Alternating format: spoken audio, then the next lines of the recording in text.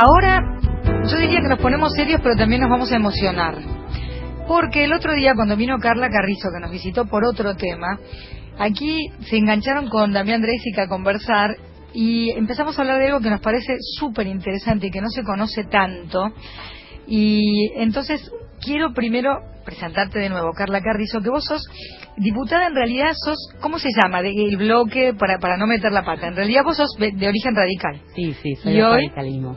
Ya está, diputada radical, está bien dicho. Sí, y ahora estamos con un bloque propio, Evolución Radical, pero coordinamos obviamente con la Política Nacional de Radicalismo. Bueno, recordarle a la gente que, o a quien no nos haya escuchado ese día, ¿qué es lo que habíamos quedado como fascinados con la idea de tratar?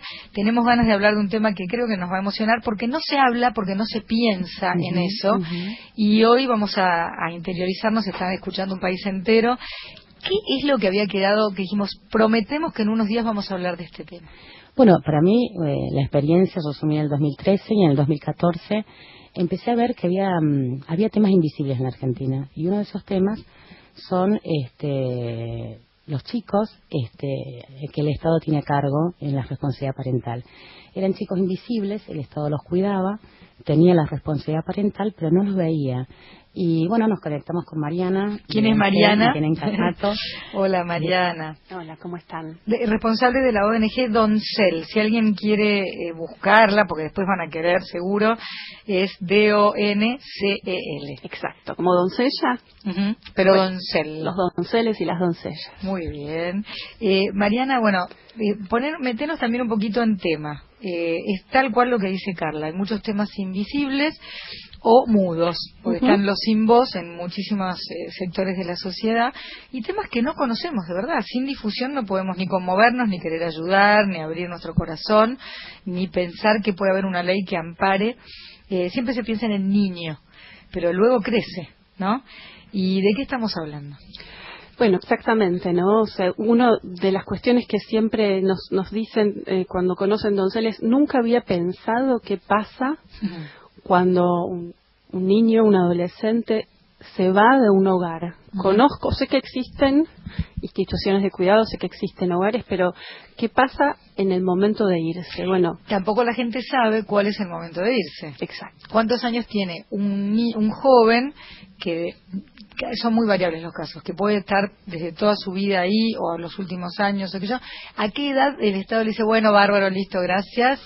Bueno, a los 18 años, cuando se cumple la mayoría de edades, es el límite de permanencia en las instituciones de cuidado. Y ese era uno de los primeros problemas que nosotros visualizamos, que se es demasiado joven para enfrentar la vida adulta sin preparación y sin ningún tipo de contención una vez afuera, ¿no? Imagínate que a los 18 años los otros jóvenes, los otros adolescentes están en veremos, se llama eso.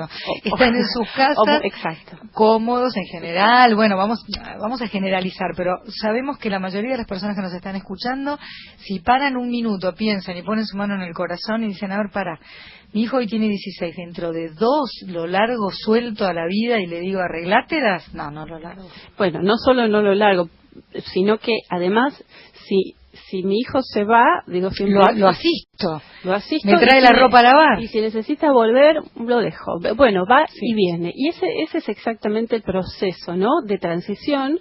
Es un proceso de hay un lugar de referencia donde él puede volver, aunque se pelee, aunque un día pegue un portazo y diga, yo me voy, y ya van a ver, sí, dale, vamos. Y al rato, bueno, mamá, perdóname, la verdad que lo pensé un poquito mejor. O ahora sí quiero extraño probar. Y visito, ahora me siento, vengo los domingos, ahora me siento preparado. ¿Desde cuándo existe Doncel como ONG? Desde el año 2004, ahí empezamos a trabajar con una red de empresas. Doncel empezó siendo un programa de inserción laboral que todavía existe al día de hoy. Que no es poco. Que acompañaba una inserción laboral formal positiva, que es una de las mayores dificultades que tienen los jóvenes cuando egresan, porque se tienen que mantener, necesitan conseguir un trabajo y no tienen experiencia. La mayor parte de ellos no terminó la escuela secundaria, es decir, que se va estudiando. Nosotros hicimos un estudio con UNICEF y Flaxo en el año 2015 que además decía que la mitad de los chicos que egresan dejan la escuela porque tienen que enfrentarse con un montón de exigencias. Entonces, sin la escuela terminada, sin experiencia, con golpes inevitables que tenemos todos en la vida, porque no hay nadie que se salve de algún trauma, pero entendemos que si alguien tuvo que ser derivado por la justicia a un hogar, es porque algún problema había, y además se tiene que sobreponer a eso y confiar. Una persona que no pudo confiar, tenemos un testimonio y estoy preparándome para hablar con David, pero quería dejarte terminar, pero te interrumpo porque pienso, tiene todos los problemas y algún otro que arrastra, porque tiene que resolver aquello por lo que terminó en un hogar, que no es lo ideal, eso está claro. No es lo ideal. Sí, exactamente, hay dificultades propias que hacen a por qué estoy acá, y también hay dificultades que son del sistema mismo, es decir, que el sistema de cuidados alternativos hace algo en Argentina hoy que se llama desventajas acumuladas, es decir, que yo vengo con alguna dificultad y el sistema, en lugar de ayudarme, de contenerme, me dice, y ahora arréglatelas, mi amor. Bueno, entonces esta acumulación de desventajas hace, no, por favor, que los chicos se encuentren con el momento del egreso en una situación de mucha dificultad, por la edad, por lo que vivieron y porque el sistema de cuidados no es todo lo eficiente que debería ser.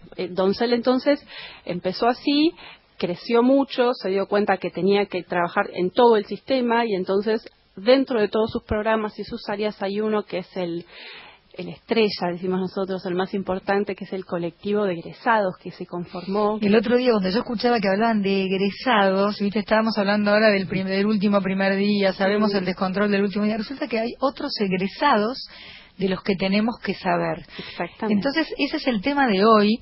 Y Carla, ustedes me entregan acá una copia de una ley.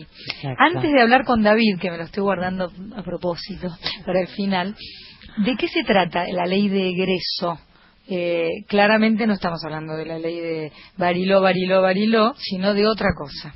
Y bueno, la ley de egreso es justamente una ley que es modelo en Latinoamérica, es una ley que en este punto es novedosa porque la hicieron los protagonistas. Esta ley se llama ley de egreso porque son 30 héroes y heroínas, digamos, que las mejores leyes son las que están hechas por los protagonistas. Exacto.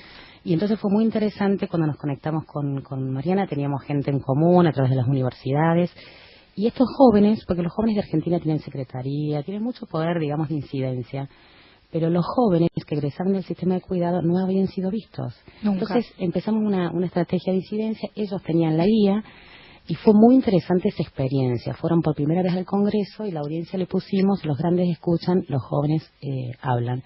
Escuchamos cómo cuida el Estado, aprender a cuidar mejor, y todo el mundo los empezó a interpretar, esta cosa de que los queremos escuchar, pero cuando los escuchamos nos dicen cosas que no nos gustan, nos incomoda y ya los empezamos a interpretar. Y fue muy rico ese proceso, porque ellos decían, queremos un plan de egreso. Cuando egresamos estamos solos y necesitamos construir nuestra autonomía.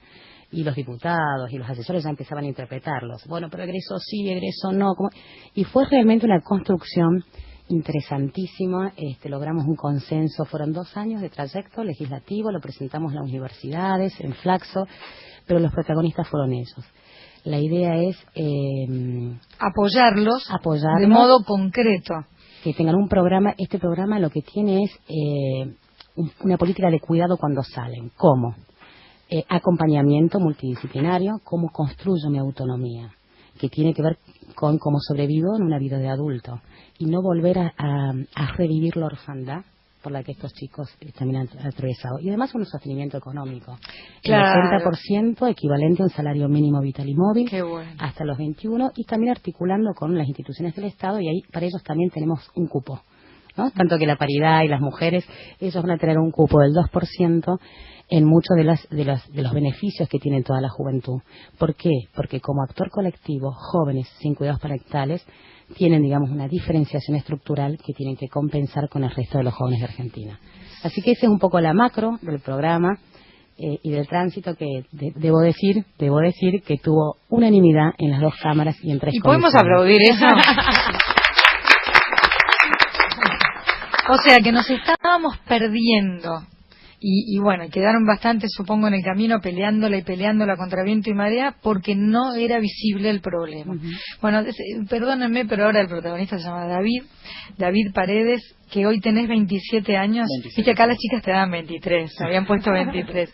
No. David, son un montón ustedes, pero te toca a vos hablar en primera persona. ¿Querés contar hasta donde vos quieras tu caso particular? ¿Por qué estuviste en un hogar? ¿Desde qué edad pasó eso? ¿Y qué sentiste cuando te dijeron, bueno, todo muy lindo, pero viste, hay un límite de acá? Arrancá por donde vos quieras, vos sos el dueño. Sí, buenos días primero a todos.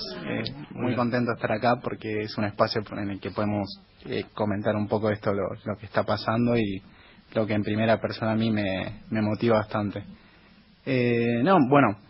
A ver, mi historia, como todos tenemos dificultades a lo largo de la vida y en este caso particular, bueno, tiene que ver con una especie con un tema central que es la falta de protección por parte de los que serían mis padres. Eso hace un poco que a uno se le dificulte quizás seguir adelante porque no tiene las herramientas, en la cual también interviene, en mi caso particular, el Estado y hace que yo tenga que vivir en un hogar. ¿Eso pasó desde qué edad? A los 6 años. A los 6 años, por distintos... La justicia decidió que vos ibas a estar mejor en un hogar que al cuidado de tus padres, que se ve que no podían ni cuidarse ellos. O sea, quizás sí. Menos aún iban a poder... el motivo central, tal cual. Podemos decir eso, me tiré a decir cualquier cosa, porque en realidad supongo que con la adultez también llega a veces el perdón y la comprensión, ¿no? No, total. Bueno, no pudieron, porque ¿quién se va a perder un bombón como vos? Ahí está el tema. Yo que jamás lo entendí como algo malo para nada. De hecho, yo estoy recontra contento de haber estado en el lugar donde estuve. ¿Cuál fue? Estuve en Fundación Juanito. Sí. Tuve la gran oportunidad de poder estar ahí y de compartir con gente. ¿Conociste el amor maternal en Juanito? Totalmente, sí. Eran todas, era una especie de proyecto y se terminó formando para mí una familia importante que hizo que pudiera aprender muchas cosas y lo cual también me hizo querer ayudar. Ayudar fue importantísimo porque a veces no todos tenemos la misma oportunidad. Yo tuve la suerte de caer en un hogar como este, pero hay otros hogares que... A vos se te ilumina la cara cuando hablas de Juanito. Y es que sí, es así, porque un poco nosotros somos lo que hicieron con nosotros y eso hace que yo pueda hablar bien así, pero también me pongo en el lugar de que hay hogares que no tienen quizás, los chicos no tienen esa posibilidad y lo veo justamente en este grupo, que me toca escuchar experiencias de chicos que quizás no tuvieron la atención necesaria o que el tema estudio era algo por arriba. ¿Vos estudiabas? Sí, estudié. Estuve desde los 6 hasta los 21. Yo tuve la suerte, de poder estar hasta esa edad, pero... normalmente es a los 18. Normalmente es a los 18. Y de hecho, convengamos también de que a los 18 se había terminado también el tema de la asistencia por parte del Estado. O sea, yo estaba viviendo de forma gratuita a razón del pulmón de cada uno de los que nos cuidaban ahí. Con lo cual, a mí me gustaría que eso cambiara también un poco, por la diferencia que ustedes estaban comentando desde los padres que están con los hijos. Había una enorme diferencia, estoy segura, entre el David de los 18 y el David de los 21. Totalmente, sí. Estaba quizás más preparado también por lo que tenía y también entendiendo que yo me hice un poco el lugar de personas que me fueron acompañando, que también se relaciona mucho con el tema de la ley.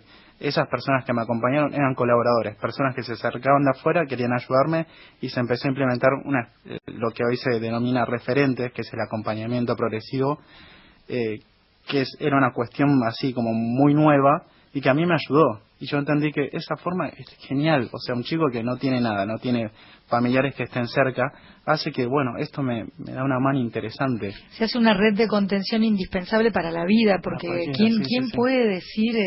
Hay una canción de Hugo Midón, de una de sus obras, para mí el mejor dramaturgo infantil que hemos tenido, que decía, yo no me arreglo solito, necesito a los demás. Y esto es para todos. ¿Quién puede decir yo puedo solo? Aún con la omnipotencia de la adolescencia, que crees que sabes todo de la vida, no es verdad, el mundo está ahí. ¿Cómo te imaginabas ese mundo de afuera cuando estabas?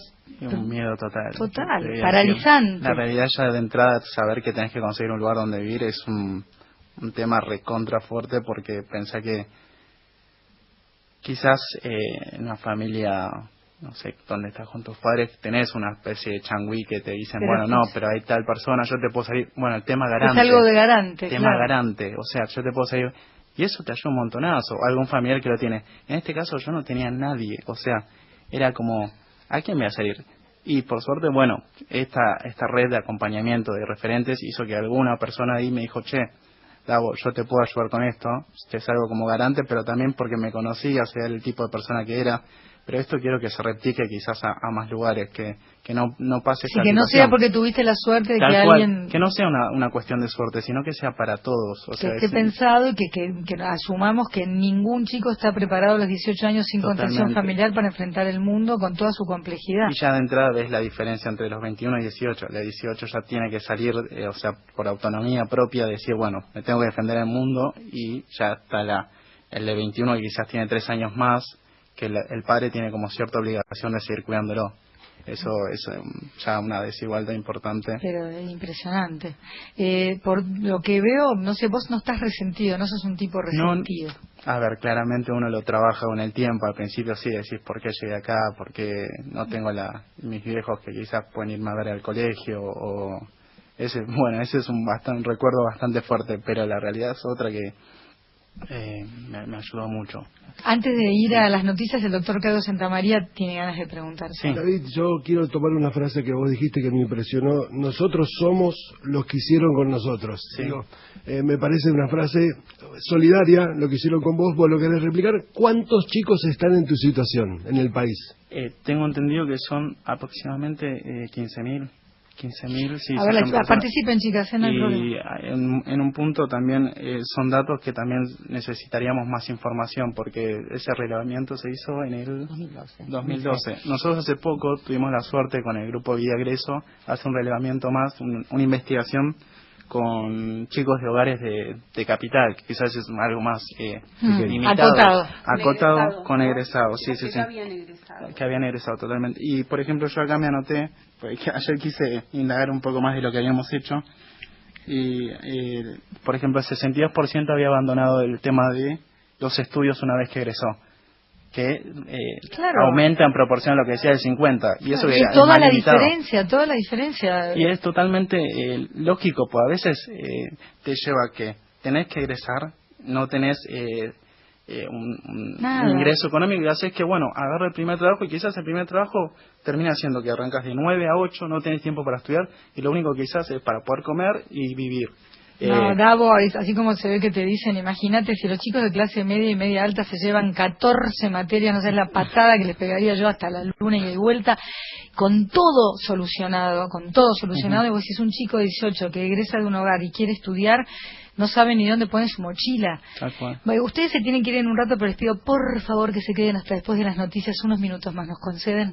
Sí. Por favor, sé que están medio apurados, pero vamos a informarnos y a la vuelta seguimos hablando de esto, de los egresos, que sé que van a querer ustedes después indagar un poco más donde quiera que nos estén escuchando en esta radio de todos.